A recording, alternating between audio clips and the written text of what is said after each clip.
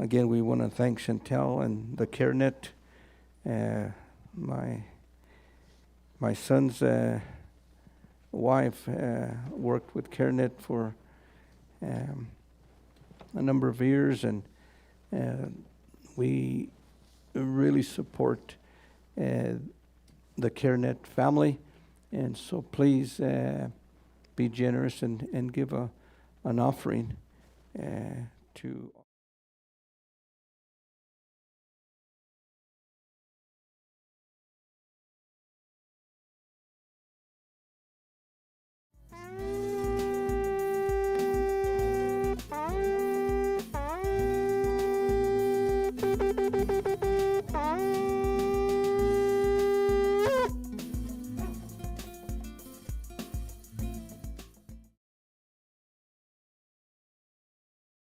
One of you that is here in our teaching center in Olive Tree Fellowship, Albuquerque, New Mexico.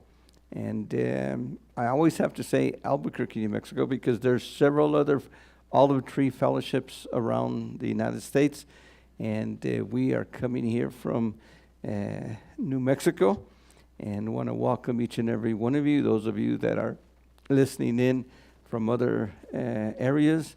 Have my in-laws from Arkansas that are listening, and want to welcome you, and others that are listening from different areas, even other parts of the world. We are continuing, and we're going to do part 2. Hopefully we could finish Parashah Noach, the story of the post-flood world today. And want to welcome each and every one of you as we really get more in depth into the first 11 chapters of the book of Genesis. Now, Genesis is made up of 2 parts, chapters 1 through 11, and then 12 to 50 there.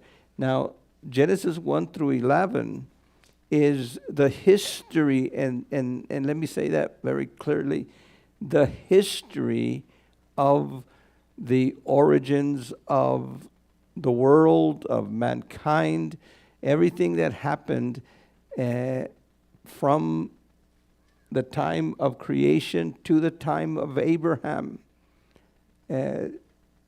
Chapter 12 of Genesis, which is Parashah Lech Lecha, begins the story of Israel, the story of the Hebrews, the story of what would become the Jews. And that story is all about the salvation process ending in Yeshua and what Yeshua did for us. But the first 11 chapters, the first part, is our history, not just the history of Israel from 12 on, but all of our history, every person's history, every one of us, regardless of who we are, regardless of color of skin, regardless of calling yourself Chinese or Russian or African or whatever. All our history is here in the book of Genesis, chapters 1 through 11, which means that we really are one family. And this idea is of vital importance. Mankind is one family. From Adam to Noah, and from Noah through his 3 sons. And as they disembark here in Genesis chapter 8, it says, in the 2nd month, on the 27th day of the month, the earth was dry. Elohim said to Noah, come out of the ark, you, your wife, your sons, and your son's wife with you. And from these 3 sons and these 3 wives, every one of us descend, which means is that Noah is our common ancestor. Now, this is something that we need to make sure we teach our children. Noah is our common ancestors. We are not sons of a monkey. They need to know that. We are not descendants of people from outer space or anything like that. Evolution is wrong, and we need to teach our children that. But not only do we need to teach and say evolution is wrong, but we need to say the scriptures, the Bible, is the truth. Now, the reason I believe in a young earth, the reason I believe in an earth that is not millions of years old, a universe that is billions of years old, is because Yeshua believed in Adam and Eve. Yeshua believed in Noah. The apostles believed in Adam and Eve and in Noah, and they write about Adam and Eve. They write about the pre-flood world and post-flood world before Abraham. They write about it as being true. Now, I cannot believe that Yeshua can make a mistake, can tell us a lie. Yeshua would not tell us a lie. That's impossible. He is the son of Elohim. This is not literary devices that they're using. They believed there was an Adam. They believed there was a Noah. They believed the events of Genesis 1 through 11 as history. And if the apostles and Yeshua himself believed in the first 11 chapters as history, then I have to believe these as history too. It might conflict with what is called science today says. It might conflict with what people might be teaching in schools, but so be it. I will continue to believe the Bible, and I will continue to teach that these are events that occurred. This is history. I'm teaching history. I'm not just teaching religious myth and or legends. I'm teaching history. Now, as soon as Noah left the ark, one of the first things he does is he builds an altar to Yahweh. An altar, and the word altar means a high place. And altars were usually made of stone. And so an altar could be looked upon as a portal, as a place, a specific place where you offer sacrifice and prayer up to Yahweh, and in the pagan world, to their gods. But these were places, specific places that were set apart for the worship of Yahweh. But one of the things that he does over here is, it says of the clean animals. Remember what we said going into the ark? By the way, it was Adonai that called the animals into the ark. It was Adonai who brought them in. You know, one of the things that we have today is migration of animals. We have now the geese going, starting to go up north. They go south for winter, and in the summer, in the spring, they start going north.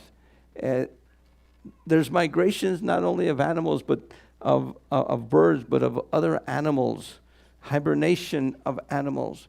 And all the animals that Adonai called, he called them in. There was something inside of him that through the power of the Holy Spirit, that he called these animals to the ark. And by the way, many of them probably hibernated for that year. A lot of people talk about how could they maintain all the animals for. Well, remember, they were small animals. They were juvenile animals. And because Adonai had that power to call them in, Noah did not have to go get 2 by 2 of the unclean and 7 pairs of the clean. He didn't have to go do that. Adonai, by his power, supernaturally brought them in. And afterwards, after they disembark, the first thing that Noah does is he looks up to Adonai. The first thing, apart from anything else, Noah looks to Adonai and wants to have this time of gratitude, of praise for the salvation of his life and their children. And I'm sure Adonai told them again what was to be. But this tells us that Noah, before the flood, and now after the flood, Noah now knows what clean is, and he knows what unclean animals are. Adonai has shown him, and it's possible that from the time of Adam, we don't have a scripture for this, but it is possible that from the time of Adam, they knew what clean and unclean animals were, although they didn't eat animals before that time until after the flood, as we're going to see. But they knew what animals were clean and unclean. And Adonai makes a covenant, a brit shalom here. For this is like the waters of Noah for me, talking about salvation. For as I swore that the waters of Noah should no more cover the earth, so I have sworn that I will not be angry with you, nor will I rebuke you. Though the mountains depart and the hills be shaken, my love will not depart from you, nor my covenant of peace be shaken, says Yahweh, who has compassion on you. And he's talking about Israel. In the midst of what Israel is doing, in the midst of this time of 70 years of captivity, Adonai says, I'm going to do this. I'm going to love you. I'm going to continue. No matter what Israel does, even though he had to send him, Adonai now promises them through Isaiah, you know what? I'm not going to rebuke you. I'm going to bless you from now on. I'm going to make a covenant of peace. And by the way, that covenant of peace is going to be established in the millennium. In the 1,000-year millennium, the covenant of peace, the brit shalom, we are under the new covenant now. But in the millennium, this brit shalom, this covenant of peace, where Israel is going to be blessed for 1,000 years, is going to continue. Now, there's 5 reasons that the flood occurred. There's many more, but one of the things I want to make sure that we do is that there is documented history. Now, this is the way I teach this. The scriptures are true. What Moses gave us in Genesis here, what Genesis says about Noah, the flood, all these things, this is the true history. Now, as with all history, as with every historic, no matter what, sometimes history goes off into legends, into myths. Sometimes history changes, even in your own history, your own family history. Every one of us has family histories. And when two second or third cousins get together and they start talking about their great-great-great-great-grandfather, one family might have one history, the other family might have another history. As I study genealogy of my own family, we have different histories from different cousins. Well, what did you hear? Well, I was told this about my grandfather. Well, someone else was told this about the same person, and they don't jive. It's like the story of telephone, where one person says something to the next person. By the time it goes around the circle, it's a different story. Now, the scriptures are true because I believe also in teaching about the scriptures that Adonai had a hand in the preservation of scripture. Adonai had a hand in spiritually, as we are told in Timothy, that the scriptures, now remember, when Paul is telling that to Timothy, the scriptures are breathed by Elohim. The scriptures are breathed by Elohim, Paul tells Timothy. When he's talking about the scriptures, he's talking about the Torah and the prophets. So the Torah and the prophets are breathed by Elohim. The prophetic word, these are prophetic words in the first 11 chapters. And they were breathed, they were not man-made, they were written by humans, but they were Elohim breathed. And so Adonai teaches us, and the new covenant, especially in Peter and in Timothy, we are told about the scriptures. But we also have other stories of the flood. In fact, the Hawaiians have so close of a history of the flood that even the man's name was Noah. Not Noah, but Noah. And of course, the 3 sons and their wives. And the Chinese have the same thing. About 8 people, we saw last week about the Chinese word characters for boat is 8 people in a vessel. And they have the story also of the 8 people. And another one of their stories is about the 3 sons of the hero. Of course, all of them have something different. Some of the boats are square. Some of the boats are in the Hawaiian story. The boat is a canoe where this Noah puts all the animals in a canoe. And so none of them have that aspect of the ratio of Noah's ark, the box, the chest, where all the animals came in. Some of them are smaller, some of them are rectangular and square, different types of vessels. But the history is documented. Yeah, it's off, but it's all over the world. In places where people had no communication, like in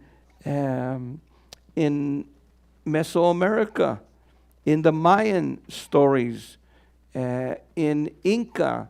In fact, the Incas have not only some stories of a flood, but they have evidence of a flood.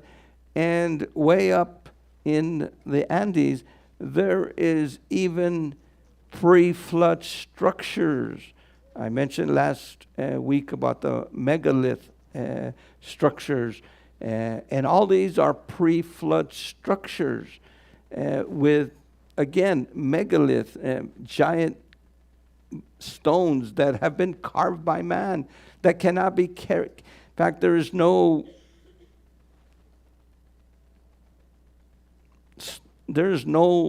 implementation today, cranes or bulldozers or anything like that, that can move these stones.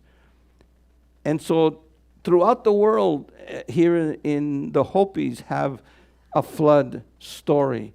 So there's flood stories all over the world. There's geologic evidence. In fact, the Grand Canyon is a prime example of Noah's flood. Top of the Sandia Mountains over here in Albuquerque, there is evidence of the flood in our own mountains here. There's geologic evidence all over the world of a flood occurring. Now, what's interesting about this is that scientists many times talk about, there's always been regional floods. So they say, when they find like this, that was just a regional, something regional just in this area. But then over there in the Permian Basin in Texas and New Mexico down south, that was just a regional flood. Or this is just a regional flood. But you get all the regional floods together at one time, and what does that mean? It's a worldwide flood. There is geologic evidence. And again, each one of these points here, we could actually spend several lectures on. There were oceans, and there are still oceans underneath the crust of the earth. Remember, there was waters above. There was waters above the atmosphere. The earth was in a greenhouse we saw several weeks ago. And underneath the earth, there was caverns with waters and oceans. There are, even today, caverns. Now, I don't know if any of you are, any Vernians here? Anybody a Vernian here? A Vernian is those that believe that Jules Verne journey to the center of the earth was a real occurrence. But there are caverns. In fact, I'm going to give you one. In Vietnam, there's a giant cave.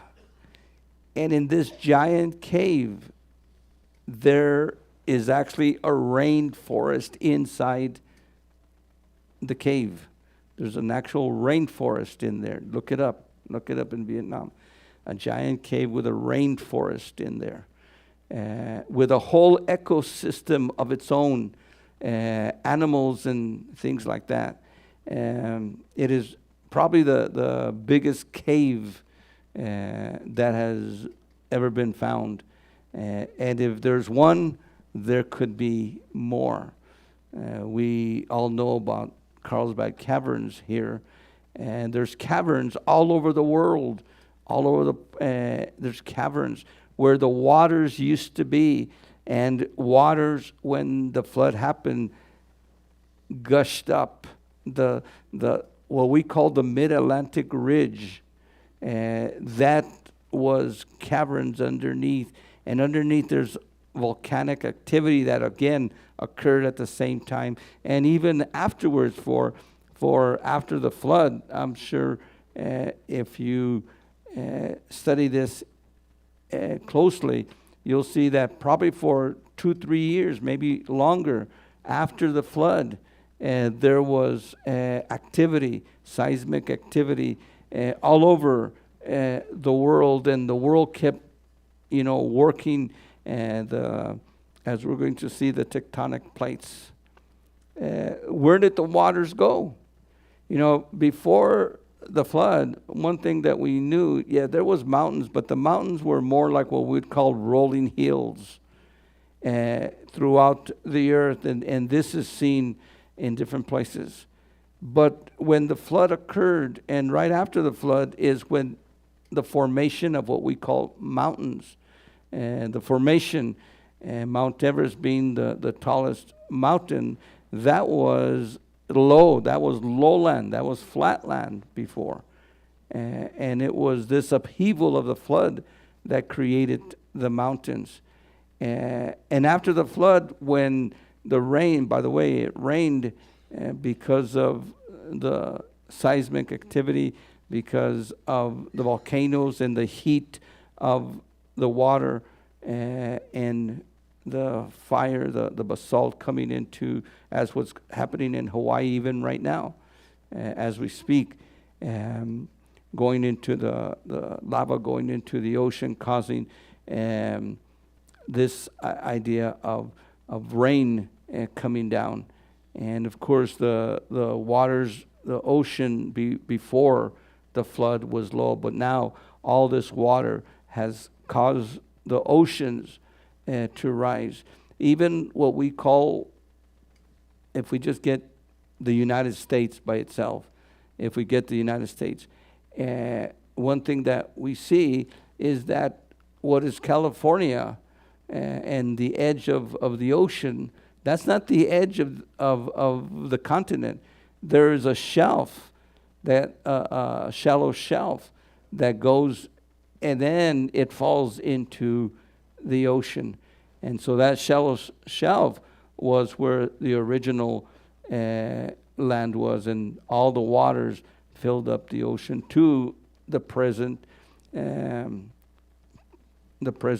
boundaries now, and the present ocean and the ridges there. And it's important for us to know that also the fossil record.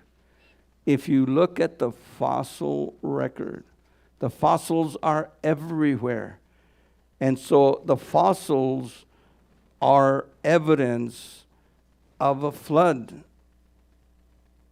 The fossils, and many people say, well, what a fossil is that an animal dies and then they get covered, and then a million years later, now we find them. Well, wait a second. Most animals or anything living, when it dies, it's either gets corrupted, goes back to the earth, or it's eaten by other animals.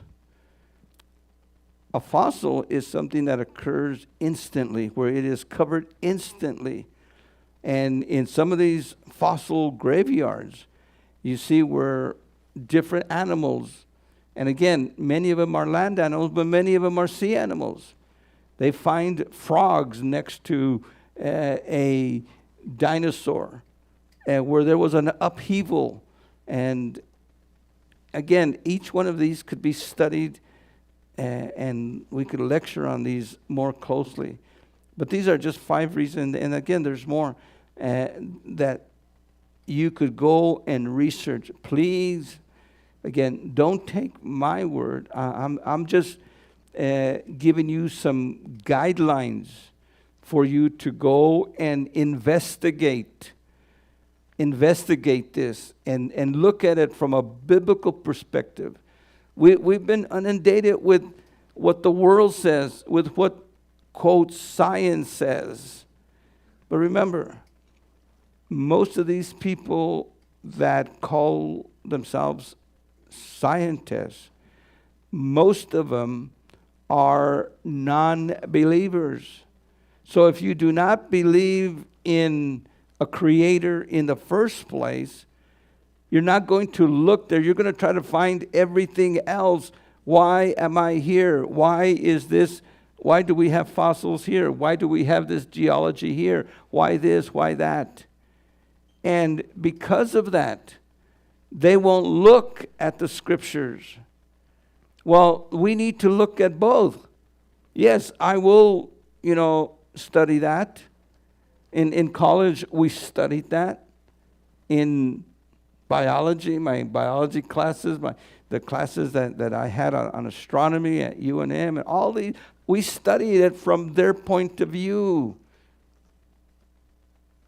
But They will not study it from the biblical point of view. But we must study it from a biblical point of view.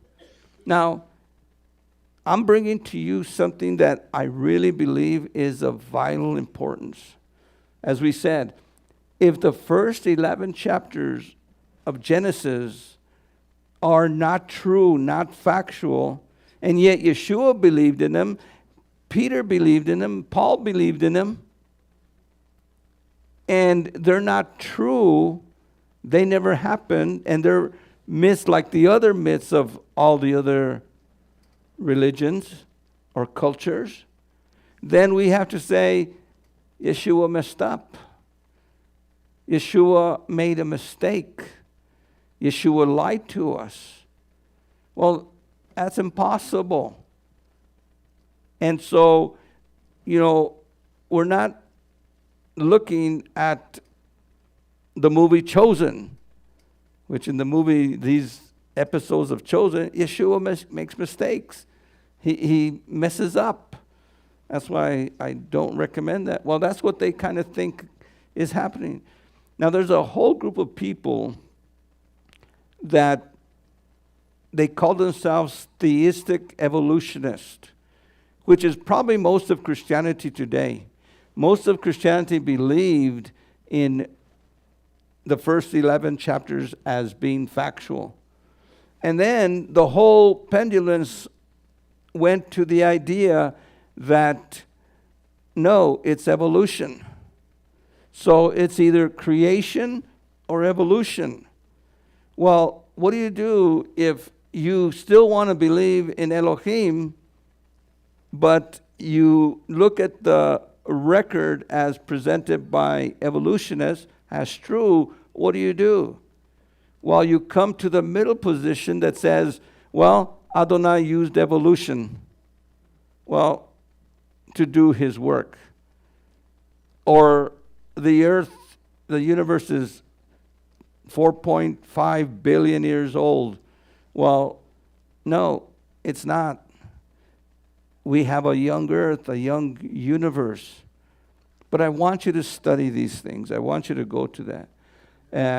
After the flood, there is a new world order. Elohim blessed Noah and his sons and said to them, be fruitful and multiply, fill the earth.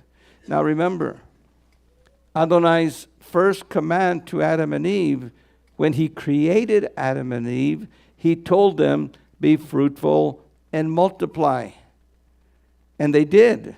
And they filled the earth, and because of sin, the earth became violent and corrupt. And so Adonai did a reset. We have, after the flood, a reset. And he says the same thing, be fruitful and multiply, which is of vital importance. Remember, Adonai's word for us is he blessed them with with Adam and Eve.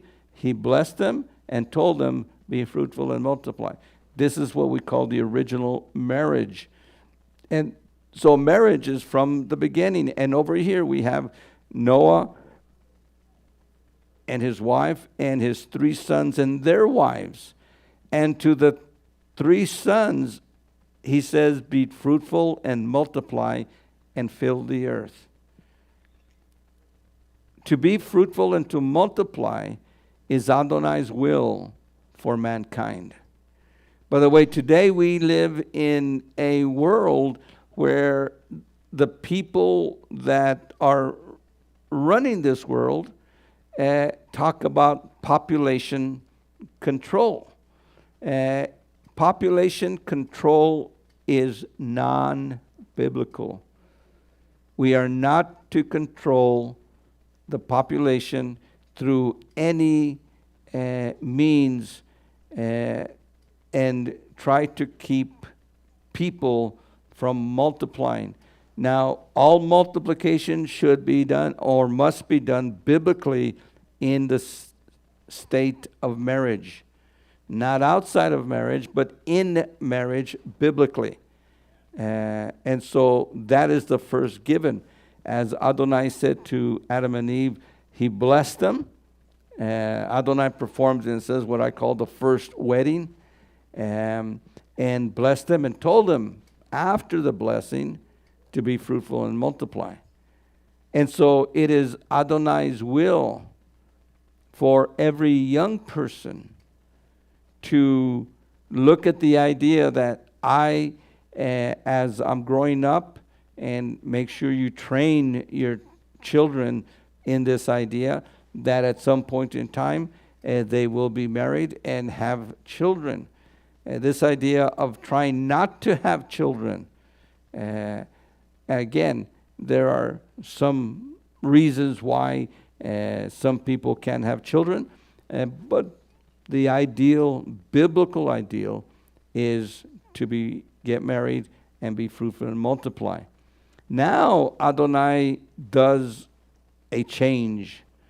Always remember, we can't change anything. We can't change Scripture. But Adonai, because he's the creator, he could change things. He changes things. In fact, at the beginning, all the seed-bearing plants he gave us to eat. And by the way, when he created that, there was no thorns and thistles. Adonai, after the fall, brought thorns and thistles and to be part of the judgment on mankind, and also on afterwards more with Cain, if you remember. But now Adonai says, every living thing that moves will be yours to eat, no less than the foliage of the plants. I give you everything. So now Adonai gives us the idea of meat to eat, that we could become meat eaters. Until this time, we were not meat eaters. We were vegetarians in a sense. So vegetarianism was the original, but now the idea is that Adonai now gives mankind the freedom. This is a change that he does, a progressive change that he gives us. And so now we could become meat eaters. But flesh with the life thereof, which is the blood thereof, shall you not eat. Now, the flesh is the meat, the meat that we eat from, for example, a lamb or a cow. It says, if it has life in it. The word life there is nephesh. Nephesh, which is the Hebrew word for soul, which is the blood. The soul is in the blood. Your soul, mind, will, and emotions are in your blood and your heart. That's why when we think of our soul, we think of the heart. Now, this is ancient. This is not just now. From the beginning, the heart has always been seen as the soul. And that's the pump that brings the blood throughout our bodies. The soul has life in it. That's why, again, these might be anecdotes that you might consider crazy, or, again, research this. Look at this. But it seems that people that have blood transfusion, they have a blood transfusion, and or they have an organ transplant, whether it's an eye transplant or different transplants of different organs. After the transplant or after the blood that has been brought in, much of their lifestyle for some time changes. Little by little, it goes away. But many times, there is a memory.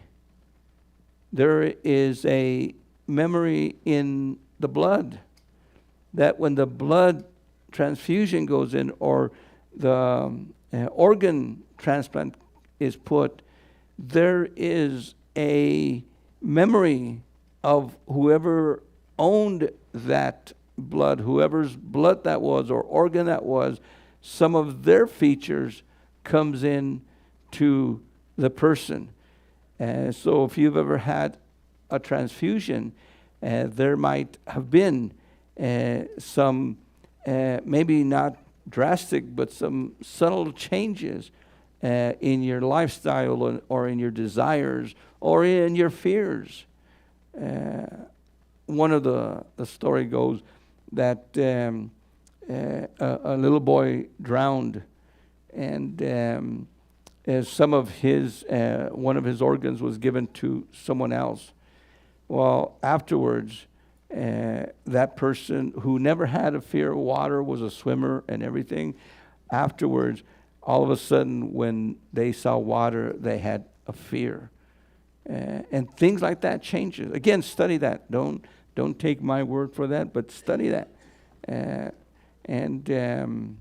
But the blood, your life, your soul is in your blood, and that's why we are not to eat blood, and that's why proper washing of all meats is of vital importance. And surely I will require your life's blood, the soul life, from every beast. I will require from every man. From every man's brother I will require the life of the man, or the soul of the man. Whoever sheds man's blood, by man his blood shall be shed. For in the image of Elohim he made man. Man is of vital importance to Adonai. Your soul, your life is of vital importance. Every person's soul is of vital importance. And it is so important that the judgment for taking a man's life for murder, and we're talking about murder. By the way, the 10 Commandments say, thou shalt not murder. It doesn't say thou shalt not kill. It doesn't say thou shalt not kill. It says thou shalt not murder. And murder is different than killing. A murderer should be killed. Now, in today's world, murderers are not killed. They're given usually life in sentence, or in some cases today, they are let go by, they are given life and even set free from jail by a corrupt president or something like that. I won't mention any names. But that is wickedness. It is wicked to allow a murderer to live. Adonai tells us here. And again, many times today we say, well, why should we kill a killer that's,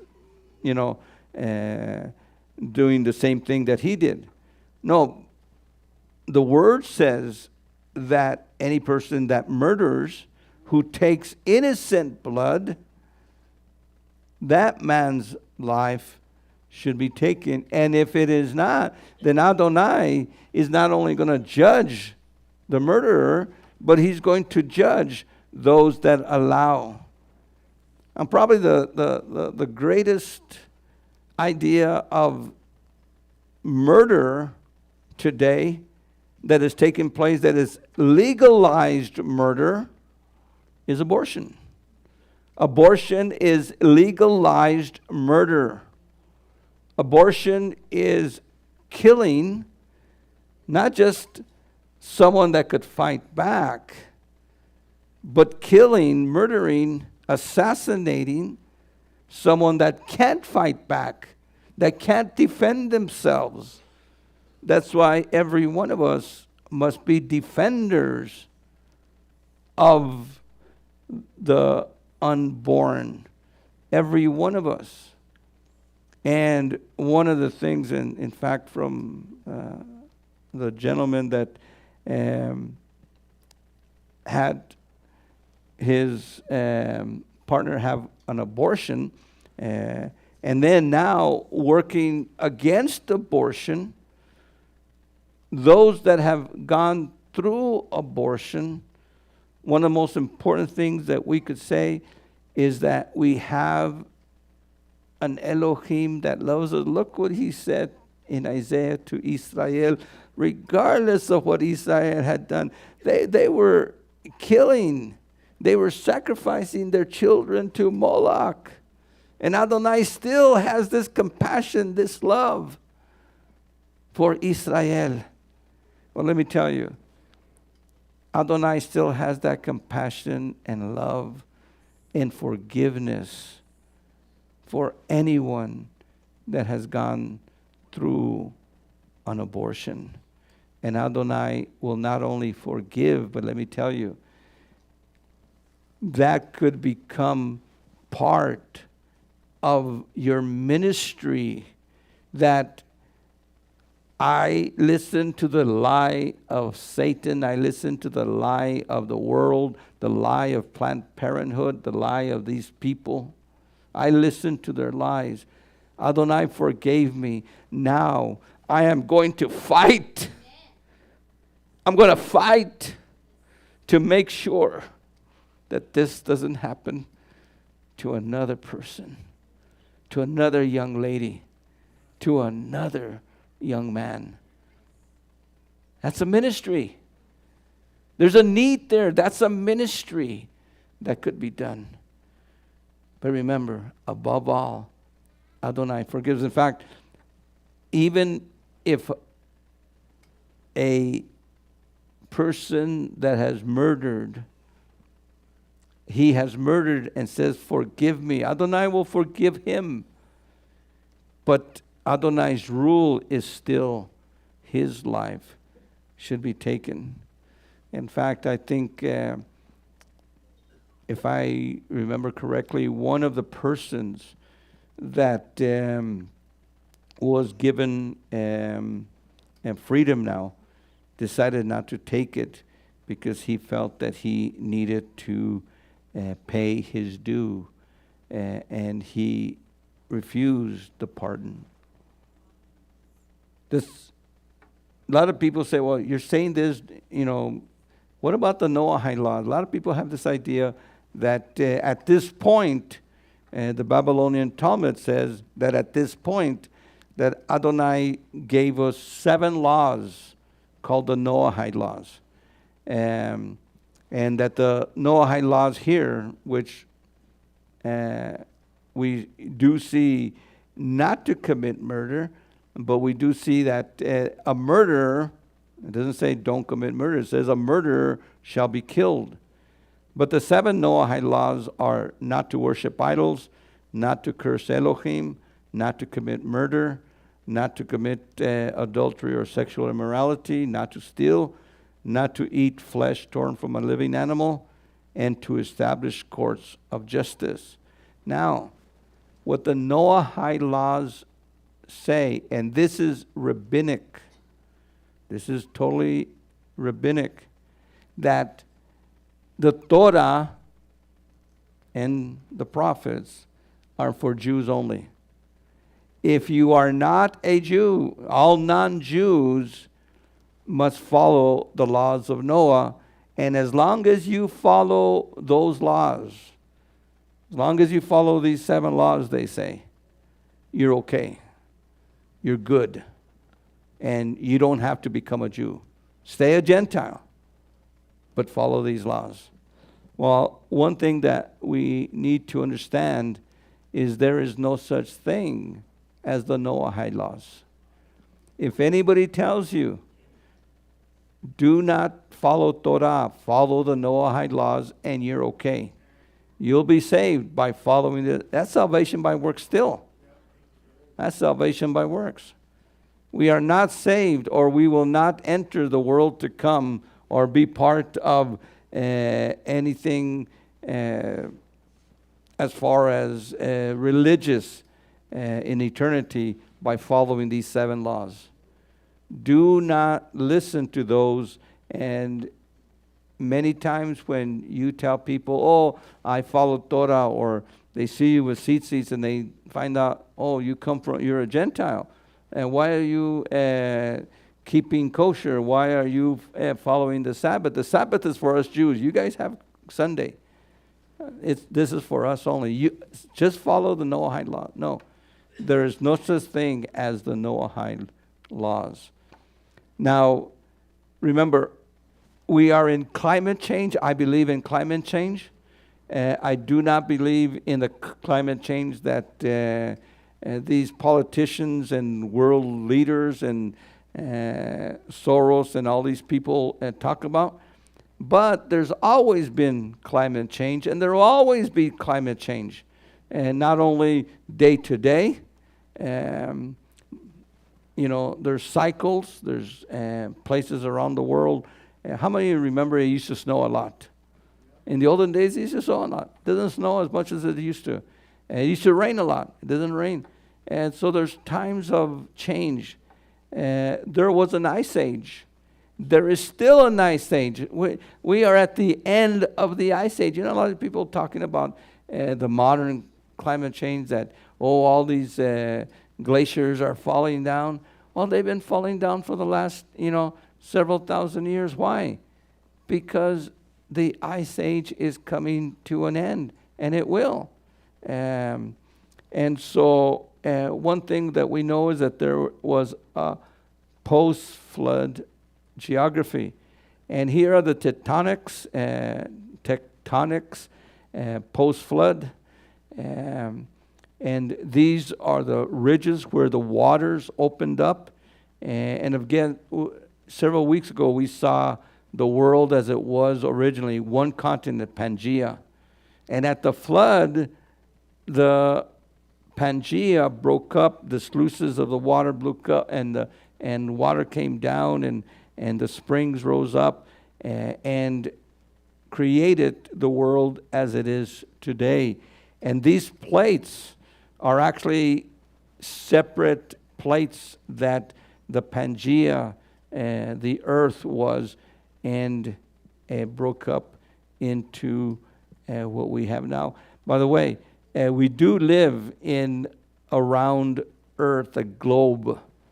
I hope there's nobody here that believes in a flat earth. There's a lot of flat earthers out there. Now, if you believe in a flat earth, all respect to you. But always remember, with that, you must also believe in a flat moon, a flat sun, a flat planets, and flat stars. Everything is flat. If the earth is flat, everything is flat. But if the earth is a globe, then everything is a globe. And that's exactly what we see. Has Noah's Ark been found? Well, there are at least 4 places around Mount Ararat that different scientists and different archaeologists have claimed to be Noah's Ark. This is just one of them. It looks like a boat. It doesn't look like a chest. The other one that we have, this looks more like a rock formation, maybe a volcanic type rock formation. But it seems that Noah's Ark, remember the word ark there, tevet, means a box. The purpose of Noah's Ark was to go up kill everything, come down. It wasn't to go from point A to point B. So it didn't have to navigate the water. All it had to do was go up and go down. By the way, one thing that we know about the water was it was really rough. But one thing that they have found in several places in around Mount Ararat is these stones that are probably about this high, and they have a hole in them. And the purpose of these stones was they were probably put on the ark at the bottom, tied or something, whatever Noah did. And these stones were put out as what we would call anchor. It looked like anchors, but they were anchors. They weren't to anchor. They were just to steady the boat. And what they have found is that they have actually put this to the test, where they have actually gotten, they made a model of an ark, and then put these stones, and then put it in a machine with wave activity, and they have actually seen how the boat was kept from tipping over or probably going too far. Remember where it went up, probably traveled some, but then came down on the mountains of Ararat, as Scripture says, and that's where they have found these. So again, look that up and study that even more. Noah and his sons, and the sons of Noah came out of the ark were Larry, Mo, and Curly. Shem, Ham, and Japheth. And Ham was the father of Canaan. Now, it's important for us to right away look at this. Next week, we'll continue looking at this, but watch what it says. Right away, Ham was the father of Canaan. Now, who is Canaan? Canaan and the Canaanites are where the Anakim come from. Who are the Anakim? The giants. So all of a sudden, why does it doesn't say Shem was the father of so and so, or in fact over here we have the idea that Canaan, again, we'll see next week, was cursed. There was a curse. These were the sons of Noah. From these the whole earth was populated. Right there it says it. You know, every one of us is a cousin to one another. This is our great, great, great, great, great, great, great, great, great, great grandfather. Well, we'll leave this for next week. Let's go ahead and stand. Father, we thank you that we could continue our study and our talking about these things that most of the time nobody talks about. These are, they're read and passed over, but I pray, Father, that the words that I've spoken might cause interest in further study in each of your disciples here, Father. That your disciples here could go and see if these things be so. And some of these things are fantastic. They're controversial, but they need to be studied. We need to probe, because this is truth. Your word is truth. And we want to know every part of your true word. Yeverechecha Yahweh va'ishmerecha, a'ir Yahweh panav elecha v'chunecha, asa Yahweh panav elecha v'yasem lecha. Shalom. May Yahweh bless you and keep you. May Yahweh make his face shine upon you and be gracious unto you. May Yahweh lift up the light of his countenance upon you and give you his peace. Shalom, shalom. La semana que viene vamos a tener un estudio en español, vamos a tener un oneg. Shalom, shalom. Shalom, shalom. Welcome to Olive Tree Fellowship and Torah Unleashed Ministries. Thank you for joining us on our channel. If you have enjoyed this teaching and would like to see more, please like and subscribe to our YouTube channel. Don't forget to click the notification bell so that you can be notified when we have new videos. If you would like to support Olive Tree Fellowship and Torah Unleashed Ministries, please visit us at olivetreefellowship.com or torahunleashed.org. We thank you for your past support and hope to continue with you. Shalom, shalom. Have a good day. Shalom, shalom y bienvenidos a Olive Tree y a la Torah desatada. Les doy gracias a ustedes y a Adonai por su apoyo que nos han dado aquí. Y si quieren continuar a hacer una donación, pueden ir aquí en torahunleashed.org o en olivetreefellowship.com y ahí pueden dar una donación. Su apoyo, su ayuda es importante en estos días. Shalom, shalom.